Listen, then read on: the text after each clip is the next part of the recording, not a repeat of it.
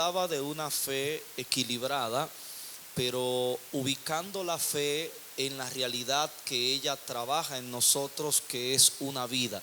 La Biblia establece que el justo por la fe vivirá.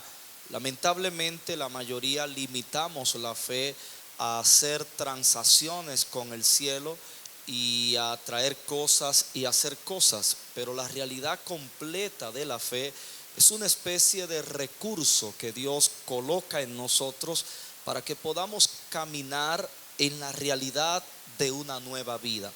Si uno de alguna forma pudiera simplificar lo que Cristo vino a hacer, yo le llamo operación vida.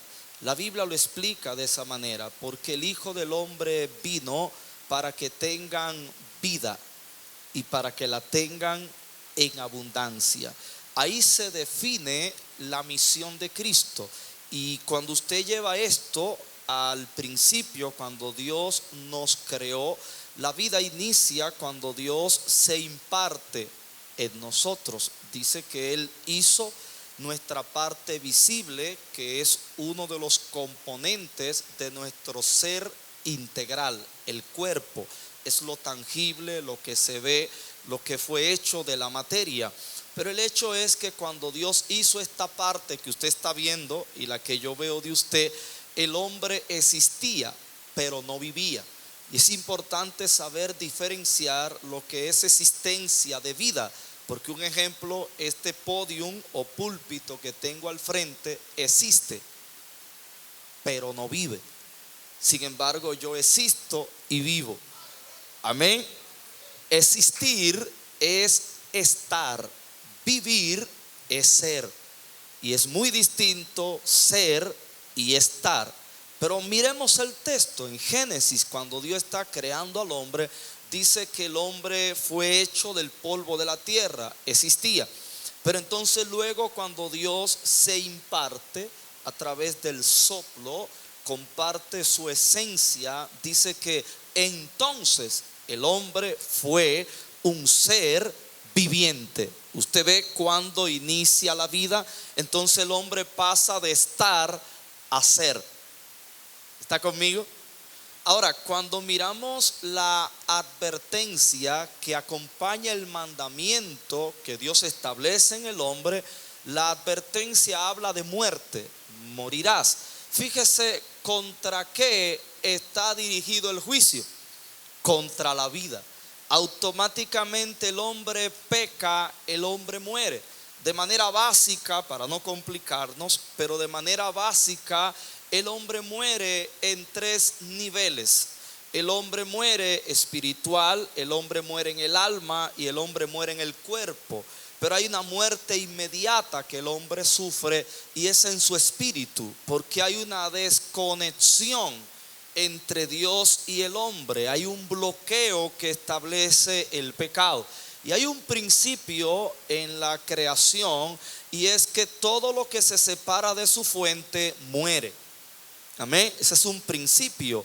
¿Por qué? Cuando usted mira el cuerpo, la fuente del cuerpo, uno dice que es Dios que creó nuestro cuerpo, pero Dios establece una fuente que es el suelo.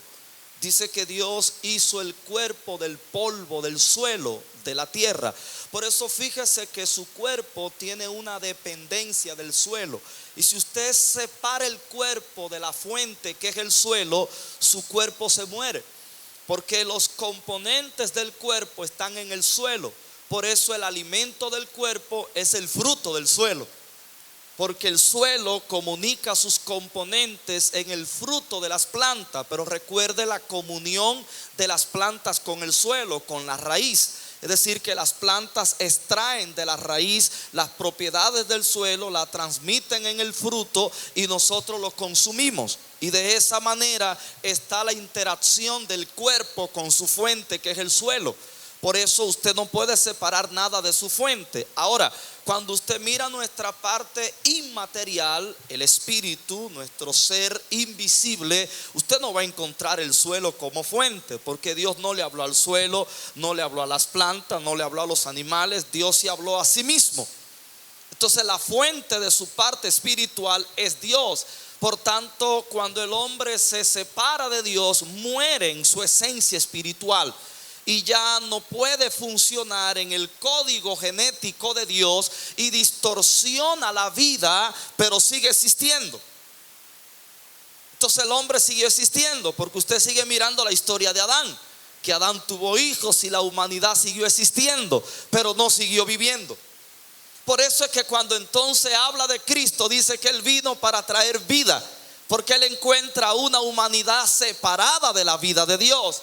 Y hablar de una separación de la vida de Dios es hablar de una alteración del diseño y el propósito. De ahí entonces es que se deriva toda la distorsión que tenemos en la humanidad, incluyendo toda esta cultura LGTB y todo lo que se le añade a esto. Y toda esta distorsión parte de ahí por un asunto de diseño, por un asunto de propósito. Ahora, hay una parte fundamental en el diseño de Dios en la vida, y es la palabra integral. Dios nos diseñó como un ser integral.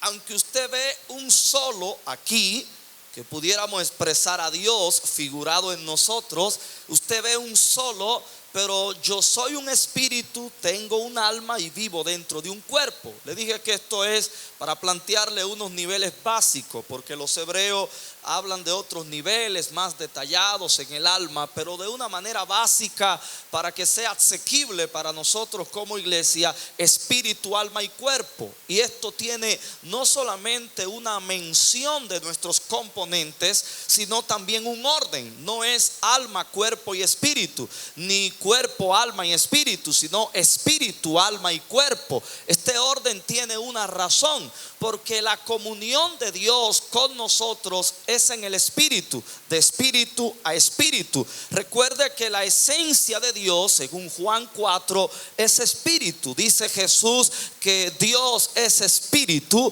y los que le adoran es necesario que lo hagan en espíritu y en verdad, porque es la conexión de espíritu a espíritu. Pero cuando el hombre peca, esa desconexión de espíritu deshabilitó la humanidad para poder percibir la comunión con Dios, y el hombre empieza a vivir de manera sensorial, a través de los sentidos. Y los sentidos son las ventanas a través de las cuales el alma se comunica con el mundo exterior. Por eso hay una connotación en los sentidos espirituales y los sentidos físicos, como nosotros lo interpretamos. Entonces, si el ser humano comienza a vivir de manera sensorial, el hombre empieza a responderle a la necesidad de adoración para la cual fue creada, tratando de identificar con los sentidos a ese ser superior. Y de ahí es que viene la idolatría, que el ser humano empieza a necesitar algo que ver para adorar, y empieza a identificar los elementos de la naturaleza como el creador de la naturaleza. Y al sol le llama Dios, al agua le llama Dios, al viento le llama Dios, a la agricultura le llama Dios, y empieza a hacer imagen de esas deidades que sensorialmente interpretaba desde su alma, en la búsqueda de conectarse con esa necesidad de ese ser superior. Pero recuerde que tipifican la deidad que crean con la imagen, pero esto raya con la creación de Dios. ¿Por qué? Porque cuando Dios está creando, aparece la palabra imagen. Hagamos al hombre a nuestra imagen y nuestra semejanza. Y esa palabra imagen significa exacta representación. De manera que hay un mensaje aquí, que el ser supremo, eterno, altísimo y todopoderoso necesitaba expresarse de manera visible, y para eso nos creó y nos habilitó para él poder habitar en nosotros y así expresarse en el mundo físico que él creó. Amén. ¿Está entendiendo? en este sentido. Cuando Dios dice hagamos al hombre a nuestra imagen, nosotros somos la representación de Dios. De ahí viene la prohibición tajante de hacerse imágenes, de lo que está arriba, de lo que está abajo, porque Dios solo aprueba una imagen.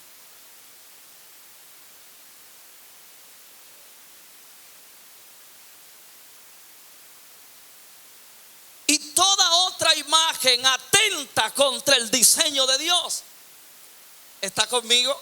Entonces Adán distorsionó esa imagen y siguió cumpliendo con su potencial reproductor y empezó a reproducir copias distorsionadas conforme a él y no conforme al que él representaba. Para que tenga una idea, yo tengo aquí una imagen en esta iPad, en este dispositivo, y yo vengo aquí a esta ciudad y busco una impresora y imprimo la imagen que tengo aquí de modo virtual. Para mí la original es la que yo tengo aquí adentro. Pero yo voy a una impresora y con tinta y papel y el sistema de impresión imprimo la imagen, y ahora la imagen virtual es tangible. Entonces esa primera imagen que yo saco de la imagen digital se la entrego al pastor Alberto. Para ustedes la original es la que tiene Alberto, porque es la primera copia. Y resulta que yo le digo a Alberto, tu misión de vida es reproducir esa copia que va a honrar la imagen virtual que yo tengo aquí. Pero resulta que la pastora comete un accidente y deja botar un café sobre la copia que yo le di a Alberto. Y resulta que la pastora entonces al junto de Alberto han creado un problema. Pero Alberto no aborda la misión, sino que empieza a sacar copias y empieza a cada uno de ustedes a darle una copia. El tema es que la copia que tiene Alberto está desfigurada y no honra la imagen de la cual yo saqué la impresión.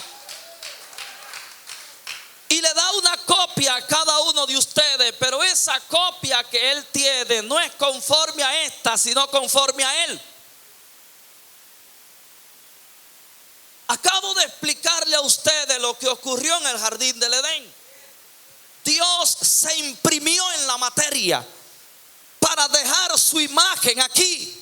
Pero resulta que hubo un accidente en el jardín del Edén y se desfiguró la imagen. Y por eso ahora portamos la imagen de Adán, esa inclinación al mal, esa naturaleza pecaminosa. Pero ¿cómo se repara el problema? No hay forma de repararlo en el plano humano, porque la copia primaria se dañó y no se puede apelar a otra copia porque todas salen dañadas. La única forma de reparar el problema es volver a la que yo tengo aquí y volverla a imprimir. Y eso es lo que ocurre en la cruz, que Dios dice, tengo que volver a imprimir la imagen en la materia, pero no puede tener conexión con la primera copia. Por eso José es quitado para que sea el mismo espíritu que coloque la imagen en el vientre de María y pueda venir a la tierra, para que ahora las copias salgan no del primer Adán, sino del segundo Adán.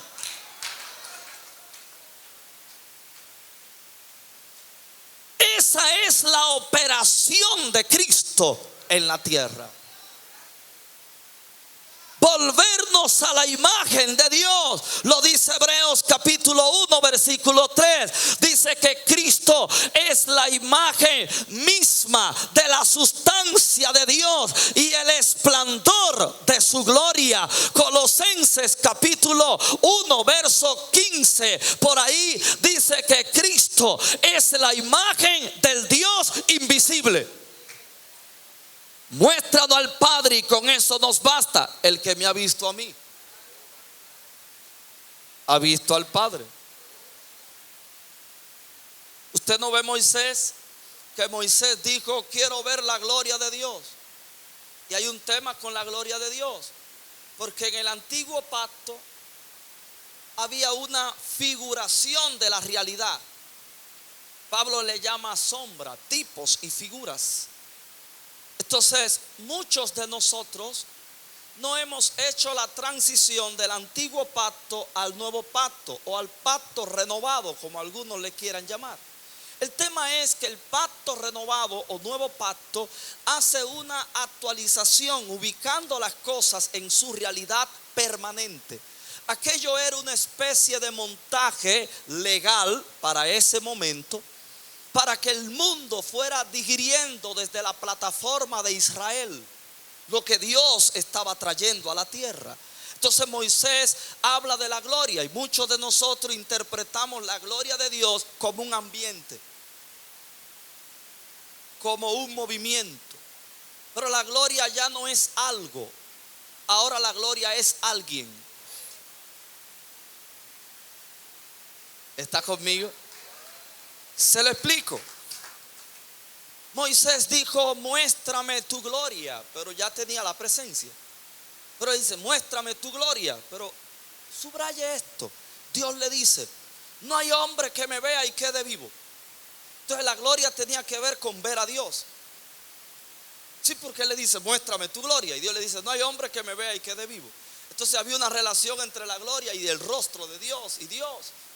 Pero él apela a su soberanía y dice: yo tendré misericordia del que yo tenga y tendré compasión del que yo quiera. Súbete a la roca, hay un código ahí. Súbete a la roca que está junto a mí. Éntrate en la hendidura.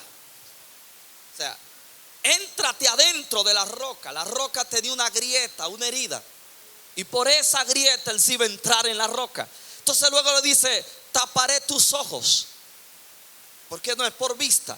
Entonces luego que le descubren la vista, ve la espalda. Ok, Dios parece que le ha respondido a Moisés, pero andando el tiempo, la gloria, Juan capítulo 1 dice: y vimos su gloria como el unigénito Hijo del Padre. Entonces la gloria cambia de forma. ¿Cómo?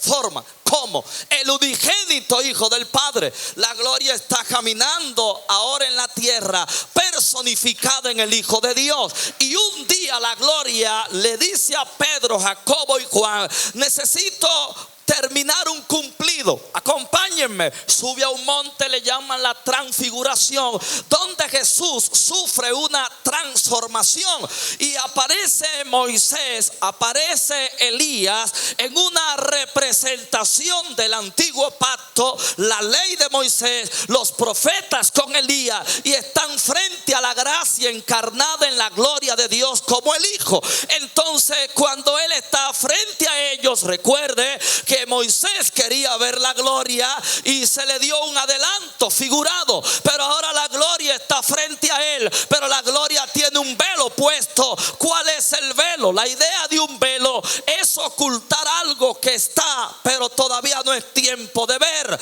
Y es importante usted entender esta palabra, porque el mismo Moisés, cuando subió al monte, que vino con el reflejo de la gloria de Dios, se le puso un velo en el rostro, para que la gente no pueda conectar con el esplendor de la gloria. Jesús también vino con un velo. Usted ve como un lente de sol que usted se lo pone para poder manejar la potencia de la luz del sol. Así Jesús vino con un velo. Pero ¿cuál era el velo de Jesús? Era su humanidad. La humanidad de Jesús era un velo para ayudarnos a nosotros, para no dañarnos la vista. Entonces cuando Jesús está frente a Moisés, como quien tiene un zipper, se rasga el velo de su humanidad y le dice: Moisés, tú querías ver la gloria de Dios, mírala aquí frente a ti, ¿dónde está?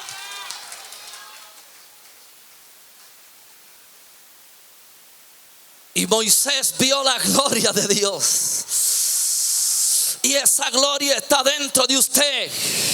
Por eso la gloria no hay que buscarla en un monte. La gloria hay que buscarla dentro de usted. Es que hay gente que anda buscando afuera lo que tiene por dentro.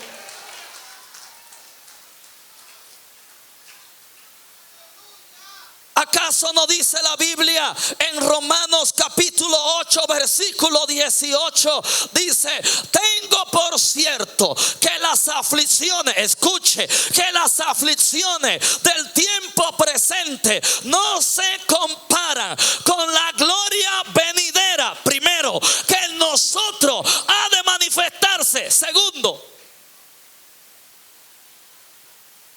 ¿usted escuchó lo que yo dije? Con la gloria venidera, es decir, que la gloria viene.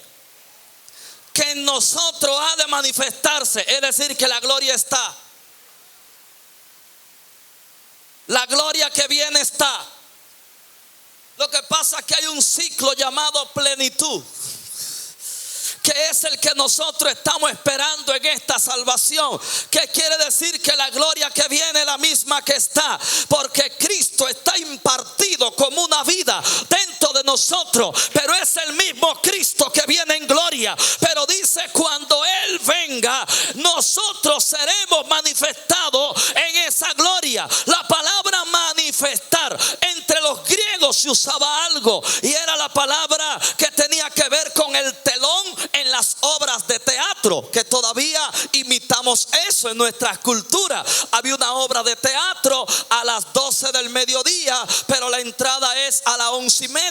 La función comienza a la 1 de la tarde, y cuando usted entra al auditorio, usted no ve el teatro, el escenario. Usted lo que está viendo es un telón, pero a la hora acordada se rasga el telón, y lo que estaba siempre ahí se va a manifestar. Hablar de manifestación no es traer algo, es revelar algo que ya está, pero no es el momento o las condiciones para poderlo ver. Es que hay una gloria dentro de usted que está ahí y va a ser manifestada cuando Cristo sea también revelado en gloria. ¿Está conmigo? Y todo esto se lo explico para tratar de crear una base en lo que brevemente le vine a predicar. Amén.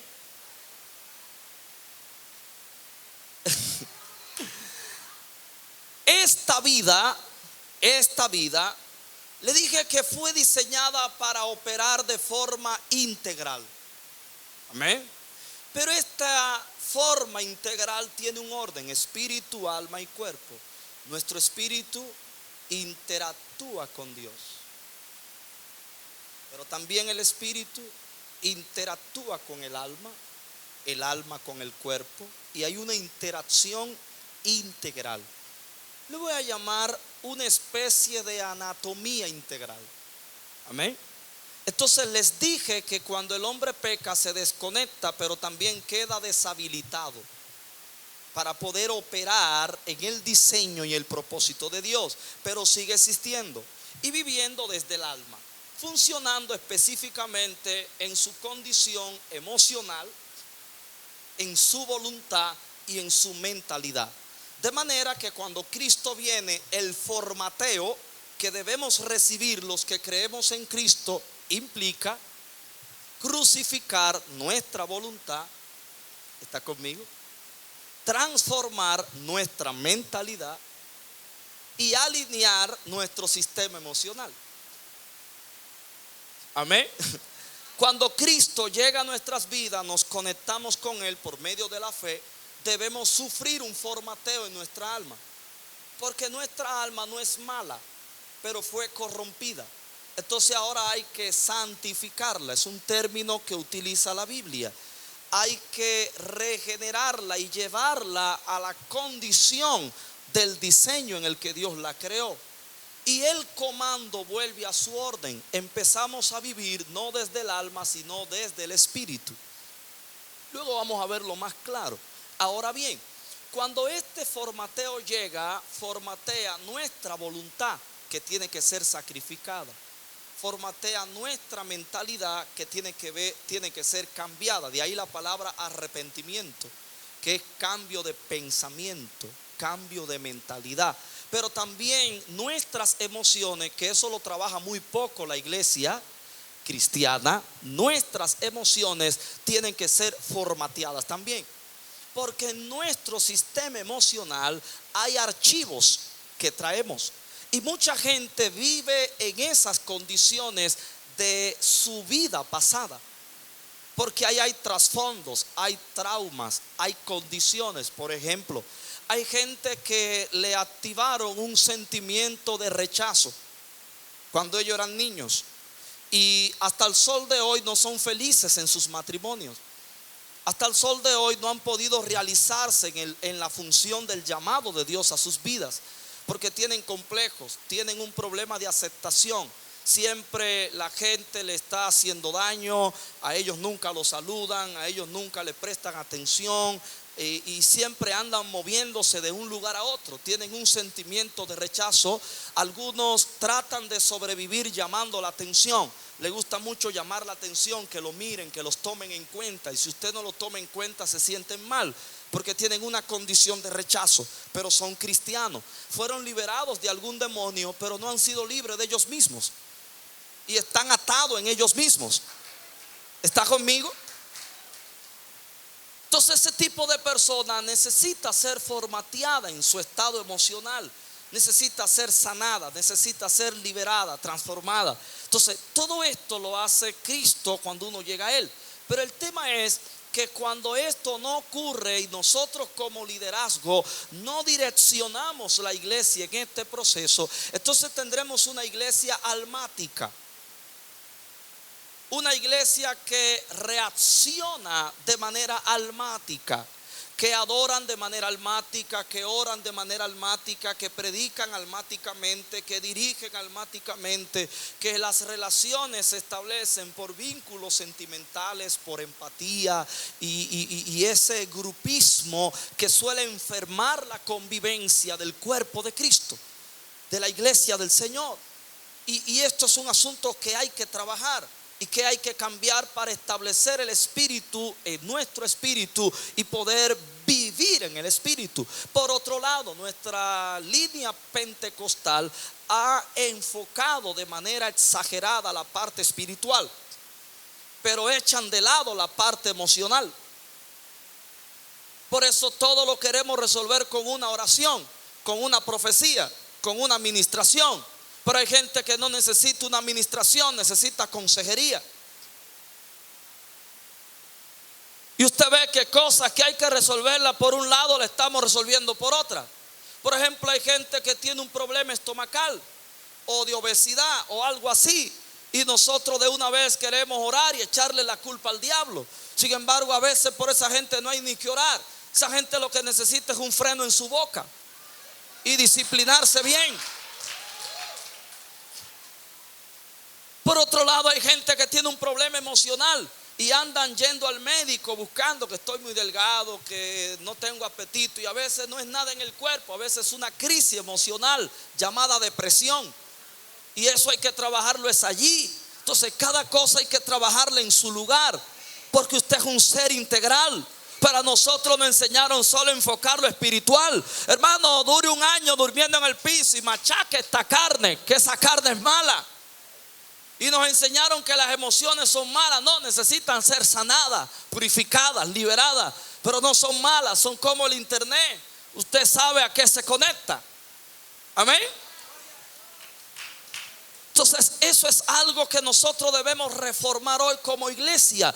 El modelo que vemos en Cristo es que Él crecía en estatura, físico, en intelecto. Oiga bien, intelecto, en el alma, mentalidad. Pero Jesús también crecía en comunión o favor con Dios, espiritualidad y favor para con los hombres en sociedad. Cristo crecía integralmente. Pero nosotros crecemos de manera desvirtuada. Incluso la Biblia dice que Dios desea, hablando Juan como hombre de Dios, que usted prospere en todas las cosas. Eso es actividad. Pero que tenga salud, eso es el cuerpo. Como prospera su alma, usted ve, integral.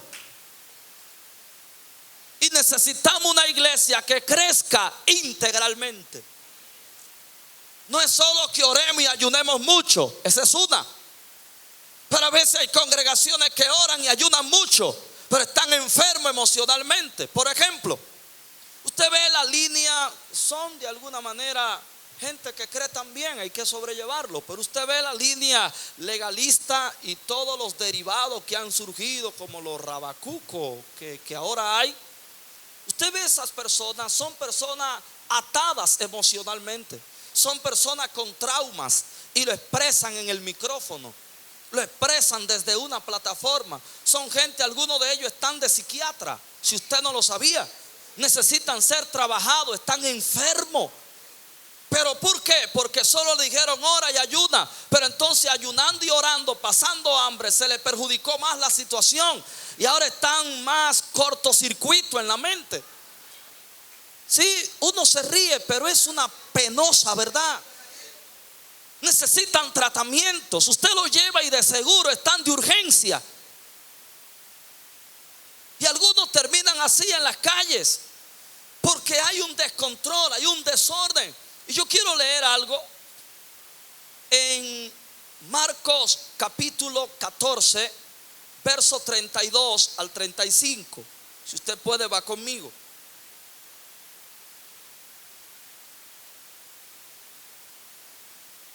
Marcos capítulo 14. ¿Usted entiende ahora por qué una fe equilibrada? ¿Está entendiendo el tema ahora? Una fe equilibrada, porque hay mucho desequilibrio y desbalance entre nosotros. Marcos capítulo 14, verso 32 al 35. Luego yo voy a dar un brinco en ese mismo episodio, pero en la narración de Lucas. En Lucas capítulo 22, verso 44 y 45. Pero estamos en Marcos capítulo 14, verso 31 al verso 32 al 35. Dice así: vinieron pues a un lugar que se llama Getsemaní. Escuche. Y dijo a sus discípulos, esto es Jesús: sentaos aquí entre tanto que yo oro. Y tomó consigo a Pedro, a Jacobo, a Juan, y comenzó a entristecerse, tristeza, y a angustiarse, angustia, esto es alma. Y les dijo: mi alma, usted escucha, está muy triste hasta la muerte. Quedaos aquí despierto. Yéndose un poco adelante, se postró en tierra y oró: si fuese posible, pasa de mí aquella hora. Verso 36. Y decía: Padre, Padre, todas las cosas son posibles para ti, aparta de mí esta copa, mas no se haga lo que yo quiero, sino lo que tú quieres. Lucas capítulo 22, verso 44-45. Escuche: y estando en agonía, oraba más intensamente, y era su sudor como grandes gotas de sangre que caían hasta tierra. Ahí está, alma, espíritu y cuerpo. Cuando se levantó de la oración, vino a sus discípulos, escuche, y los halló durmiendo a causa de la tristeza. Aquí voy. Hace ya un tiempo, en mi inicio de chofer, me tocaba salir a mi agenda del día. Y cuando fui a encender el vehículo, el sistema de encendido no respondió. Lo intenté varias veces, hice lo que pude desde mi incapacidad e ignorancia, no resolví nada.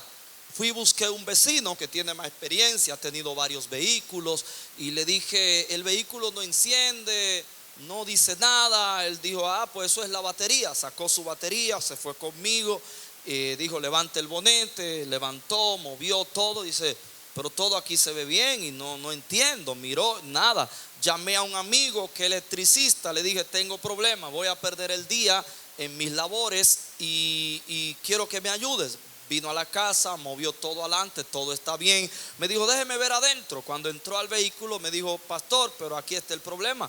Es que el vehículo tiene la palanca de los cambios en la reversa y así no va a prender nunca.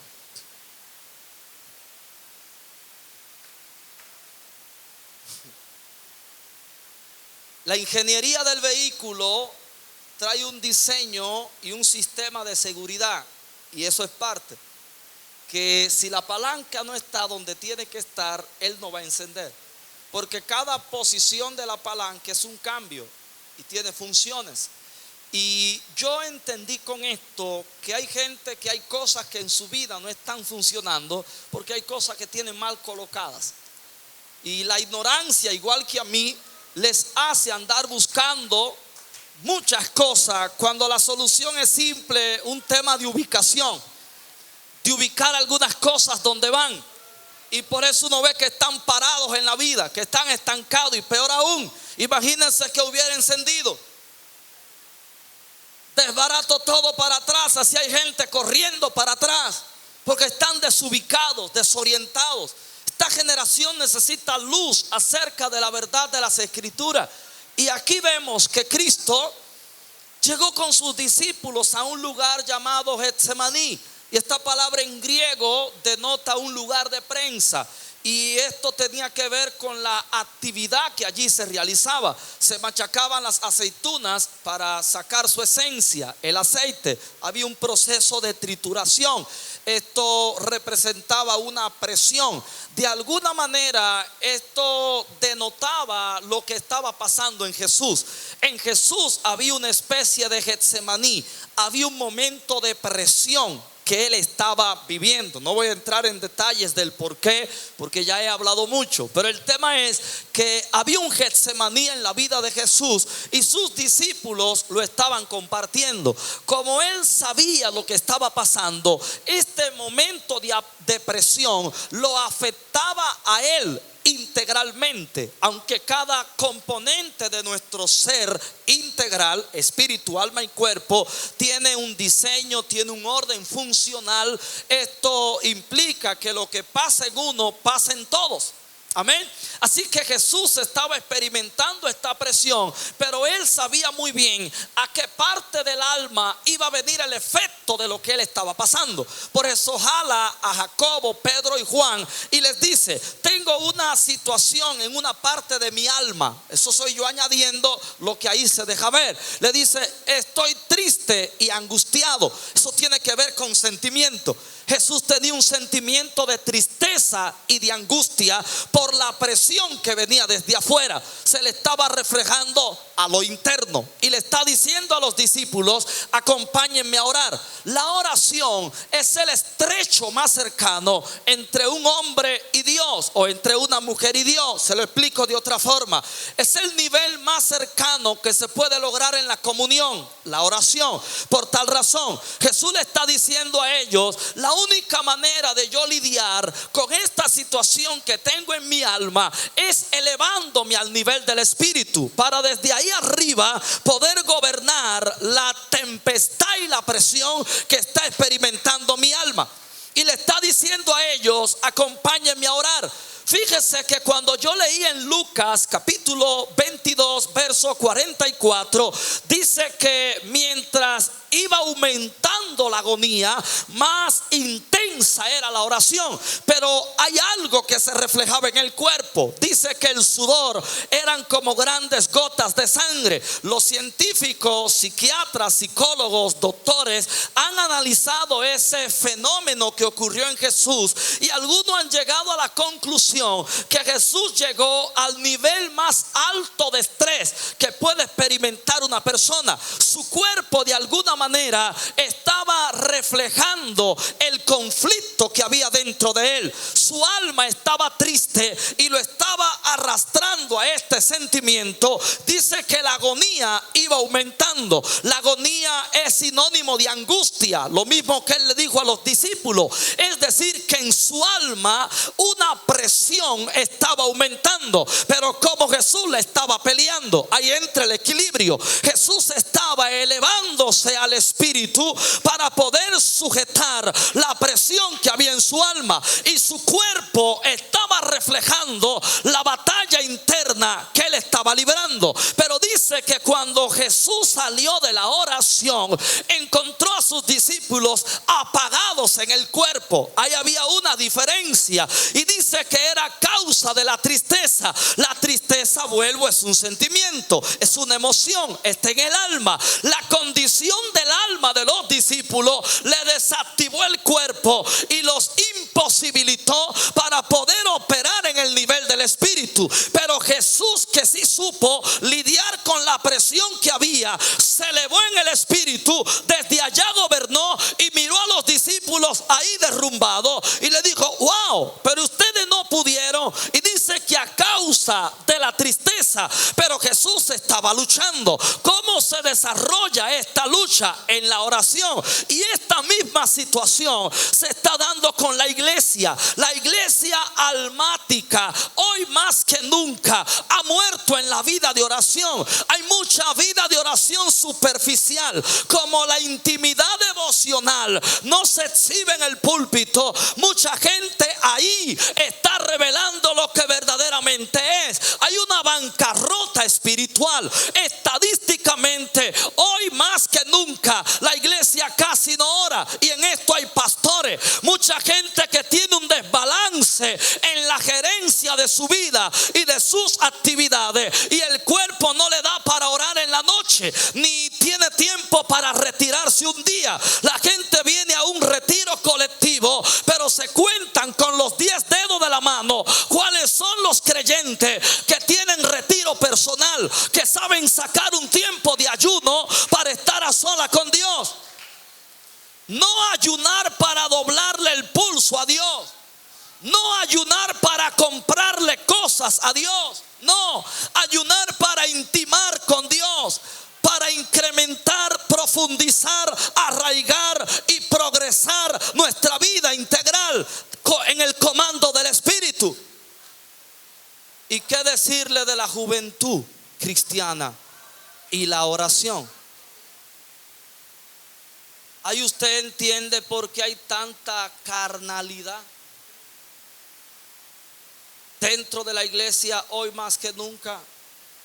¿Y por qué tenemos que meter el entretenimiento para distraer la atención de la bancarrota espiritual que hoy tenemos? Porque muchas cosas quedan en historia en la iglesia y de manera muy escasa la estamos viendo hoy por hoy. Porque mucha gente sucumbe ante el pecado hoy en día. Porque mucha gente tiene un descontrol con su antiguo temperamento, con sus antiguos hábitos. ¿Por qué? Porque la falta del incremento en su espiritualidad les ha hecho retornar a su antigua manera de vivir y tienen esa condición. Mucha gente no está orando. Y hoy en día han salido tantos maestros apóstatas que están enseñando tantas cosas. Ya usted no tiene que orar, ya no tiene que arrodillarse, ya usted no tiene esto. Es más, ya Cristo ni viene. Yo los he escuchado, gente, amigos míos, gente conocida. Y lo que a mí me preocupa es que ellos son un híbrido pentecostal. Porque si usted quiere ser de una rama, pues váyase solo para su rama. Pero todavía se sienten bien con el público pentecostal y necesitan seguirlo influenciando, porque si se le va esto, se le despega un pedazo del alma llamado ego, que es lo que andan buscando que se le infle.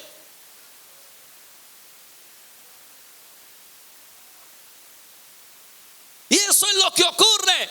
¿Cuál es la oración en el alma, pastor? Mírelo ahí. ¿Usted no ve algo extraño en la oración de Jesús, que en una dice una cosa y en otra dice otra? Señor, si es posible, pasa de mí esta copa. El alma. Pero no se haga mi voluntad, sino la tuya, el espíritu.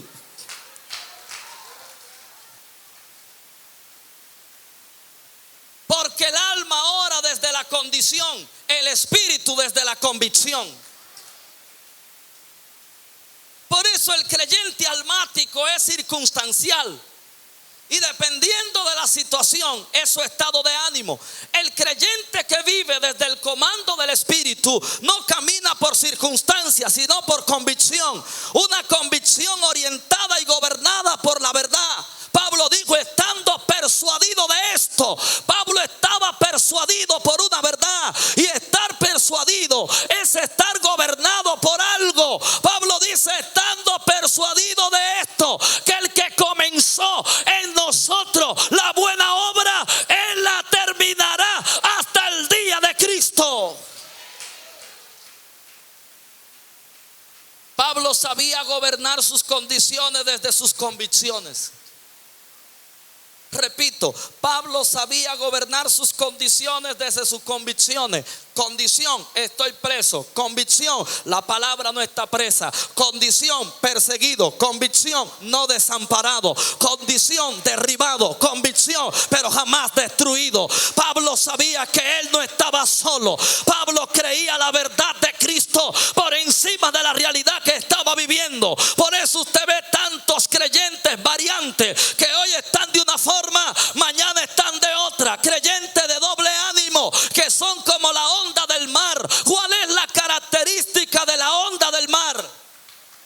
Que no tiene permanencia, que no tiene posición firme. Que en un momento usted ve la ola allá adelante, pero en otro momento la ve allá atrás. Que en otro momento la ve arriba, pero en otro momento la ve abajo. ¿Se le parece a alguien esto? Cuidado si es a usted mismo.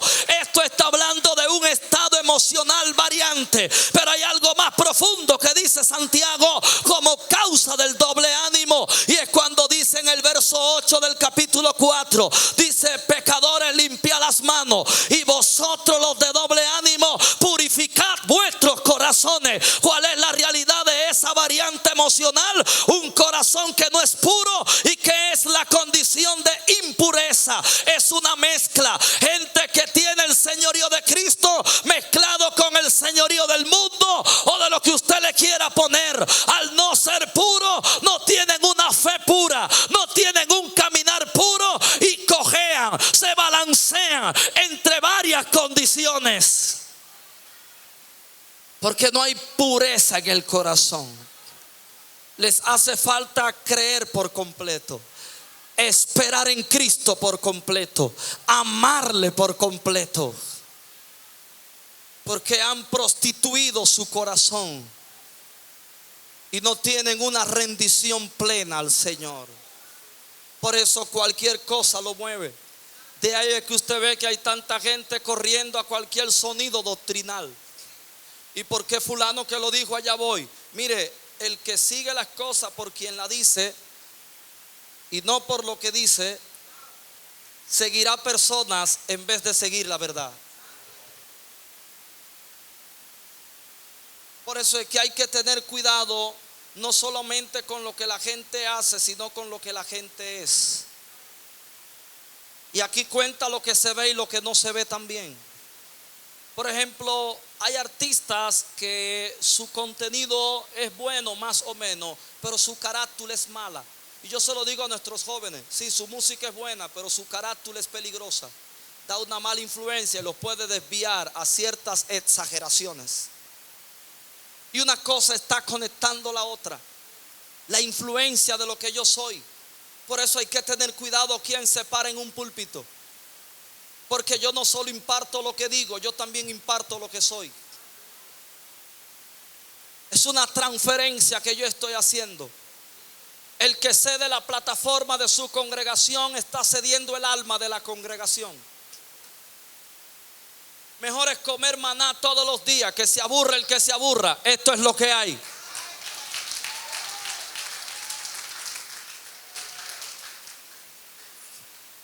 Mejor maná todos los días. Más nada, no hay más nada. Esto es lo que hay.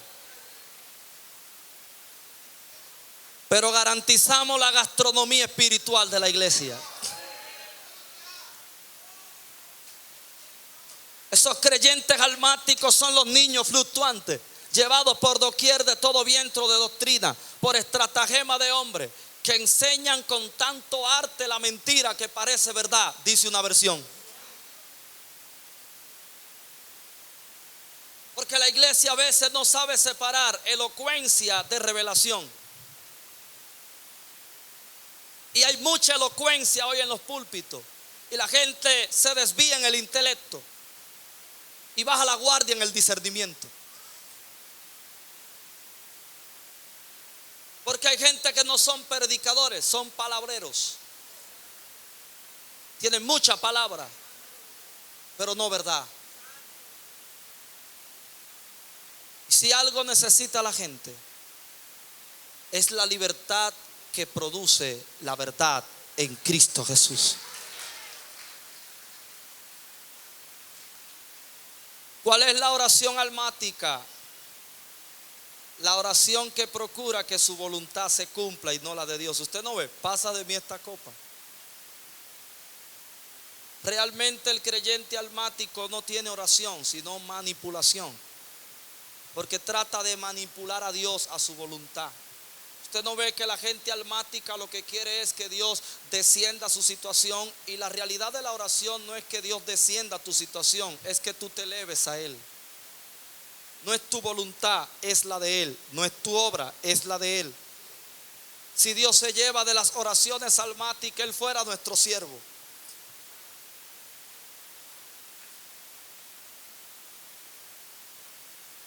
Si Él fuera nuestro siervo, porque entonces Él anduviera haciendo todo lo que nosotros queremos que Él haga.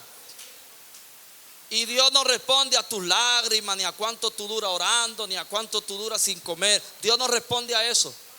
Dios responde a su voluntad. ¿Está conmigo? Lo dice la Biblia. Y esta es la confianza que tenemos en Dios, que si pedimos alguna cosa conforme a su voluntad, Él nos oye. Pero otro dice, muchos piden y no reciben porque piden mal.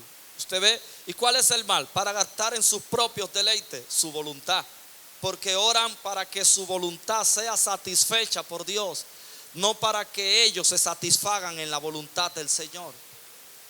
Por eso hay gente que ora de abajo para arriba. Ese es un tipo de fe. A mí me gusta la fe de arriba para abajo, no de abajo para arriba. ¿Cuál es la fe de abajo para arriba? La gente que cree cosas y se las propone a Dios para que Dios las haga.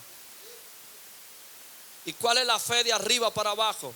A la gente que Dios le propone cosas para que ellos la hagan.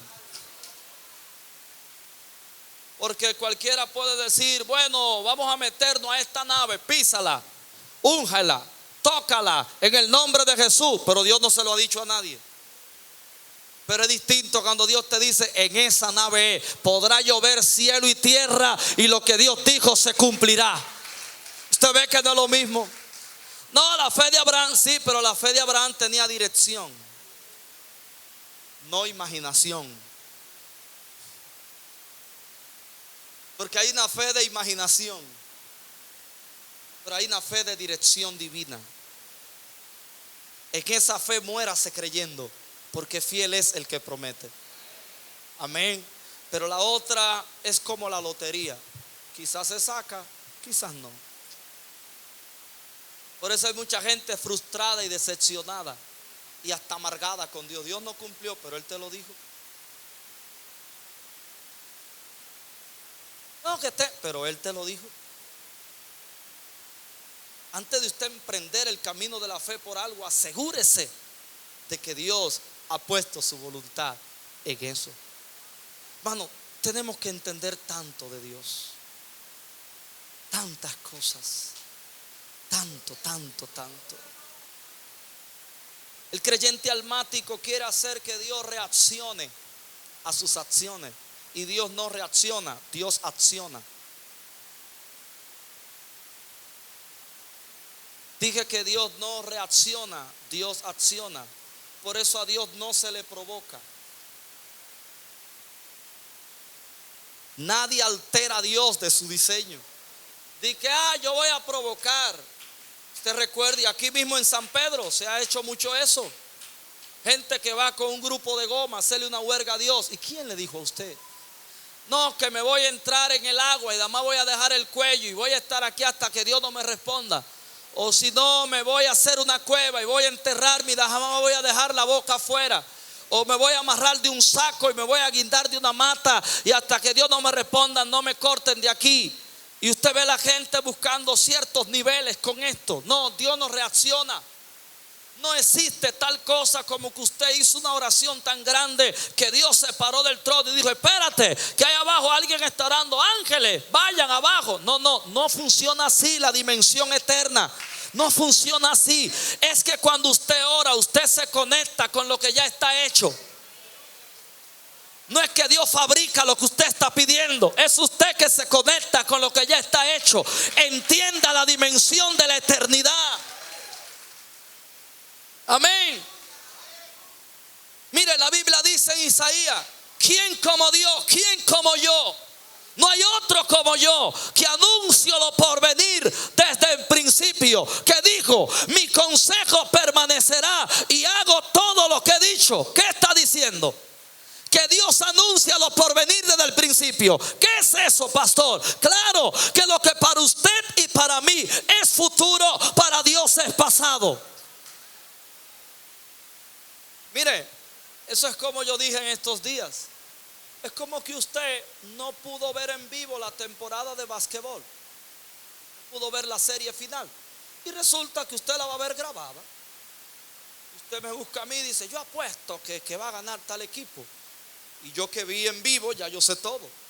Yo le digo: no es ese que va a ganar. Que no, claro que sí. Aquí voy yo a orar y ayunar para que él gane.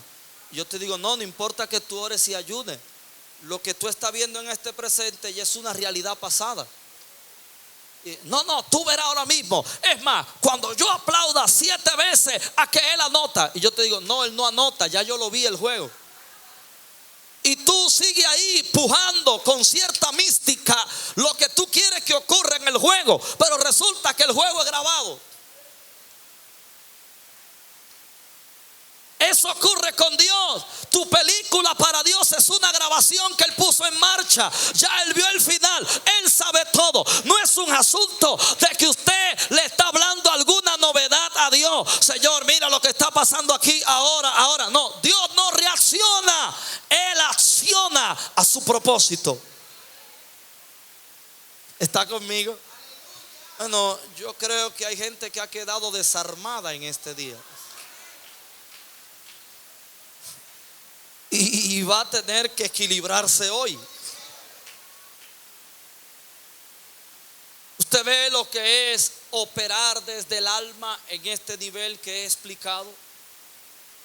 Señor, pasa de mí esta copa, su voluntad. Pero no se haga mi voluntad, sino la tuya. Ese es el punto del Espíritu, que se somete a la ley de Dios. Usted no oye que el hombre natural no se somete a la ley de Dios, ni tampoco puede, porque está deshabilitado. No es solo rebeldía, es que está deshabilitado. Necesita el comando del Espíritu. Usted no ve lo que establece el principio bíblico: si vivid en el Espíritu, andad también en el Espíritu, adorad en el Espíritu, orad en el Espíritu, caminad en el Espíritu, todo en el Espíritu. ¿Por qué? Porque ese es el comando a través del cual la vida de Dios se puede expresar por medio de nosotros.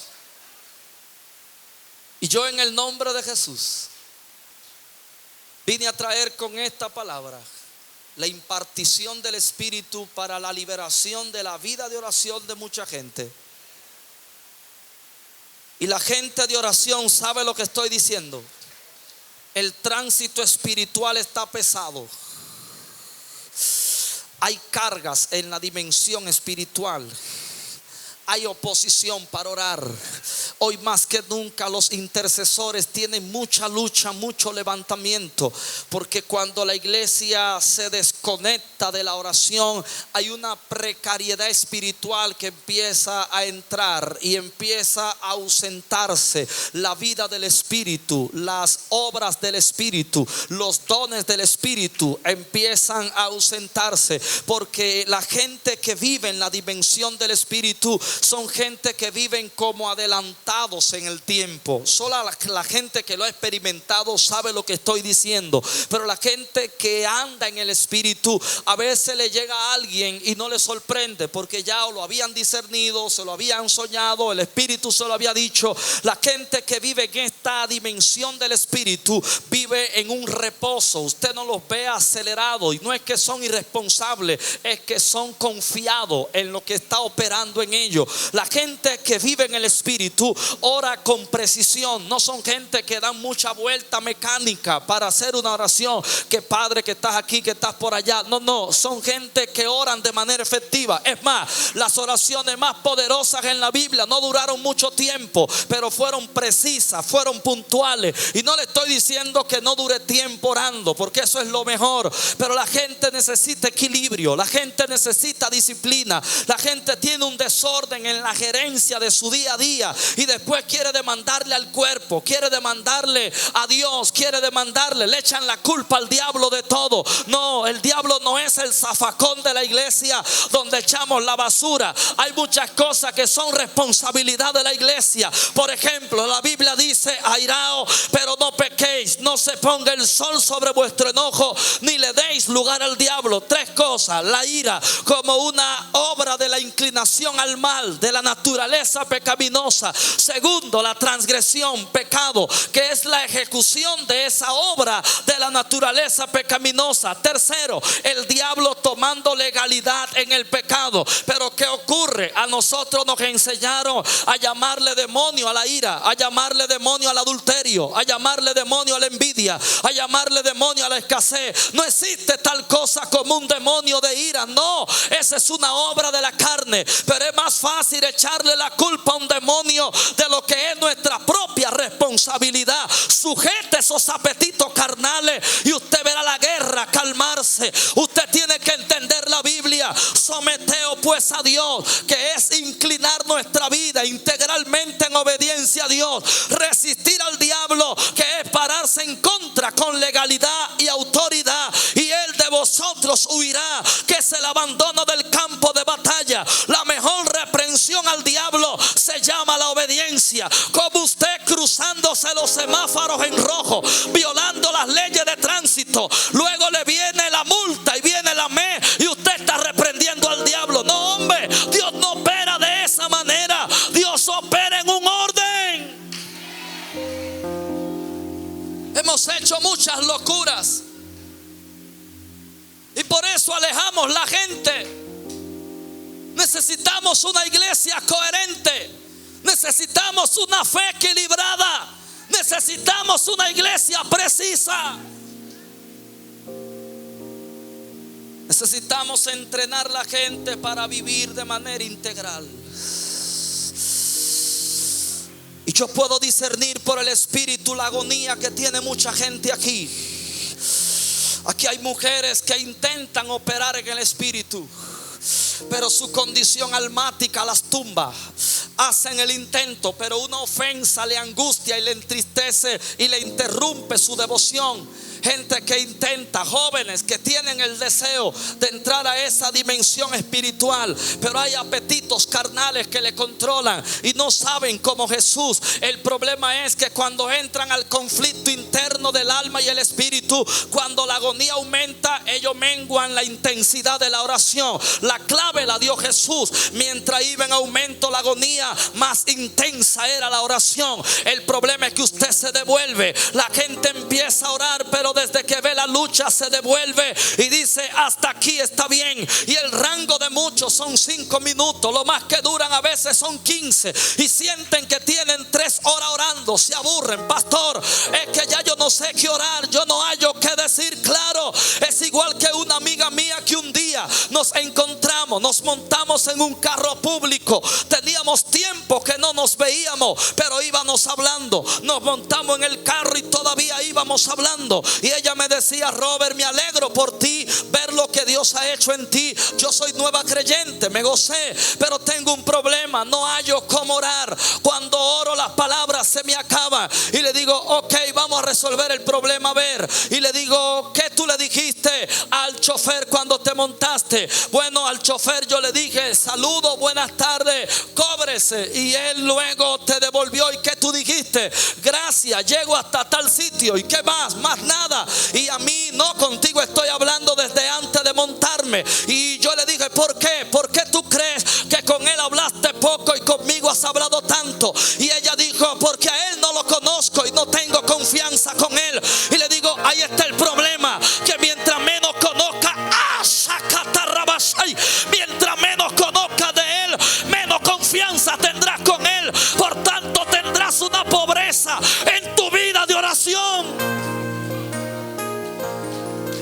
Es que la gente no conoce a Dios. Él es el amado de las naciones. Él es tu Padre eterno. Él es el que te sacó del hoyo de la desesperación. Hay gente que tiene que salir del nivel del alma y elevarse al nivel del espíritu. Y yo siento el Espíritu aquí adentro. Alguien tiene que ser libre en este lugar. Alguien que ha llevado una vida cristiana arruinada, una vida cristiana enferma. Vine a decirte, elévate al Espíritu. Alguien tiene que levantar su mano. Pastores, siento una carga del poder de Dios sobre este lugar. Siento que la vida de oración de esta iglesia ha sido atacada por estos últimos tiempos. Porque si hay una dependencia, si hay un testimonio que ustedes tienen, es la oración.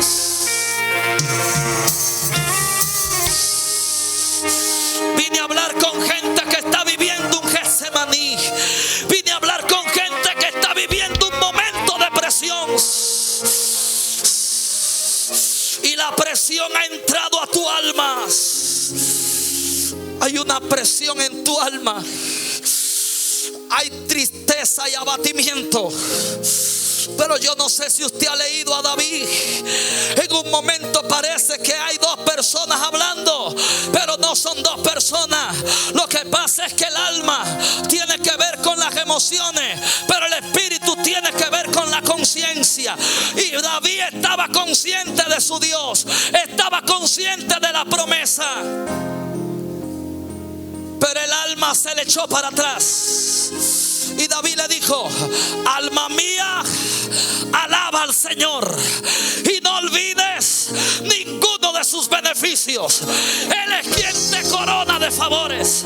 Él es quien te saca del hoyo, de modo que te rejuvenezcas. Alguien tiene que hablarle a su alma hoy. Alguien tiene que hablarle a su alma hoy.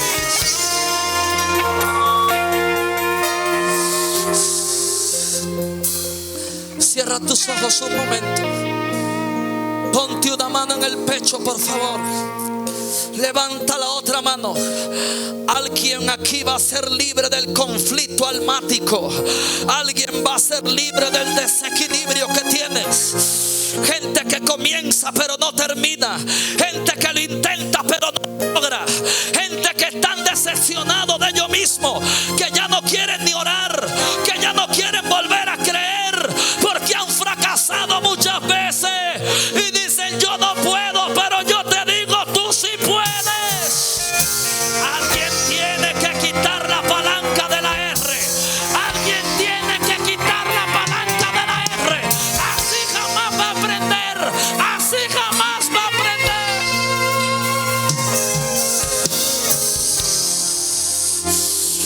Alguien va a ser elevado a la dimensión del Espíritu.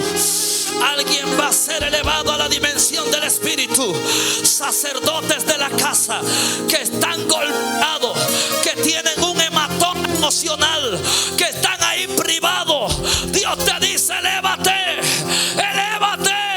Mujeres, esposas, guerreras, hijas que están golpeadas, que están tristes, que están angustiadas, elévate. Jóvenes que están distraídos, adolescentes, niños, elévate, elévate, elévate. Siento el Espíritu de Dios aquí. Siento el Espíritu de Dios aquí. Está sobre ti.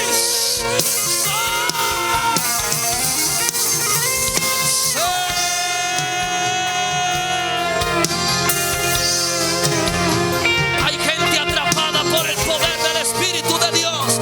Hay gente que está atrapada en su casa.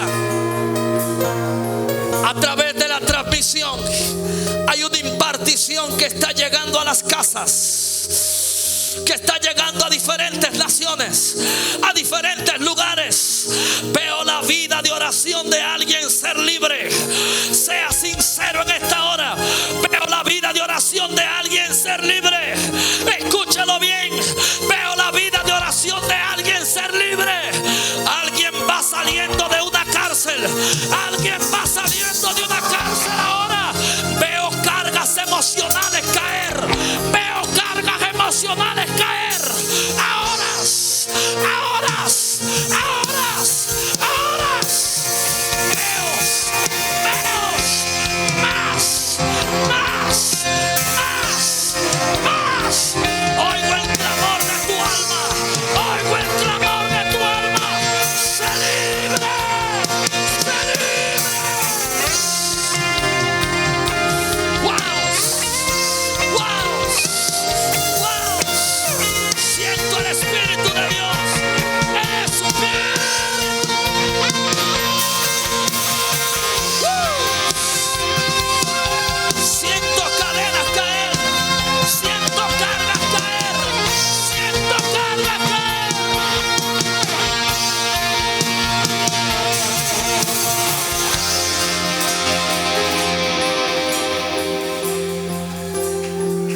Hay una atmósfera aquí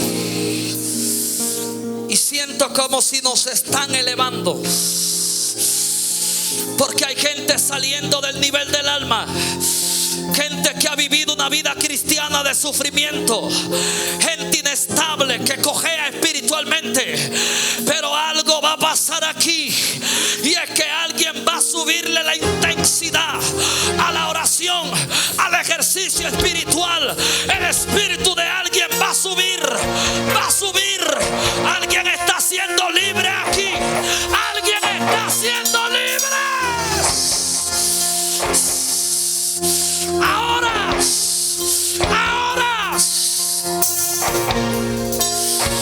en el nombre de Jesús, gente que está atrapada en depresión, gente que está viviendo una depresión emocional, hay una liberación ahora. Hay una liberación ahora.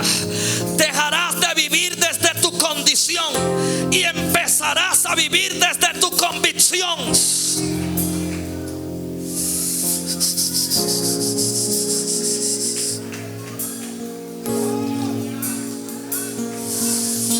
El problema no estaba fuera de ti, el problema estaba dentro de ti.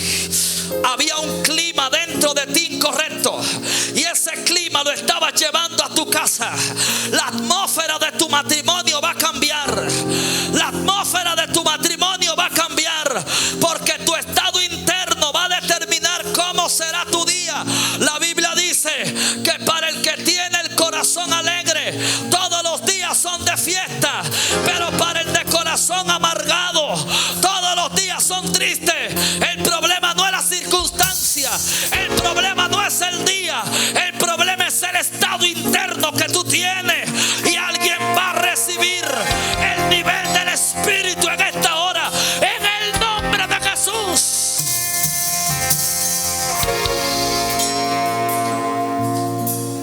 Alguien aquí preparó correr de su Getsemaní. Jesús salió en calma de Getsemaní. Tu problema no es la presión y el Getsemaní. Tu problema es el estado desde el cual has estado operando. El alma no debe llevar el comando, lo debe llevar el espíritu, para que el alma se ubique donde va y el cuerpo pueda disfrutar la bendición de Dios, que no entristece, porque la bendición se atrapa en el espíritu y se disfruta en el alma y en el cuerpo. Padre, en el nombre de Jesús, ruego por una iglesia equilibrada. Ruego por una iglesia que opere en el diseño y en el propósito tuyo. Padre, en el nombre de Jesús, ruego por aquellos que han sido descargados emocionalmente. Ruego por aquellos que han sido liberados de la agonía y de la tristeza, para que tú los hagas firme, que los libres de la ignorancia y puedan vivir en la revelación de tu verdad. Es que el nombre de Cristo Jesús, por quien doy gloria y honra por siempre. Amén. Amén.